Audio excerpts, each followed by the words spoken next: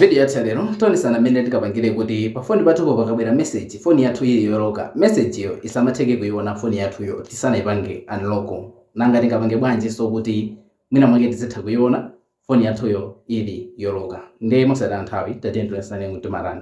Ndiye imene yakuchita ndikupita ku settings, kenako lock screen, kenako notifications, kenako apa zili ndi inuyo kusankha kuti izionesa zinthu zotani, izionesa zinthu zanuzo kapena izibisa. Ndikuti mukapanga pa hide content ndikuti sionesa chiliyonse, komano mukachosa apapa ndikuti muonesa ma messages anu oloyiri pa lock screen. Munthu amatha kumaona kuti munthu yatumizidwa message kuchokera kwakuti message iyo yalembedwa chakuti komano phone yanuyo asanaisekule. Ndingatufuna kuti munthu asamaone muzipanga apapa pa hide content.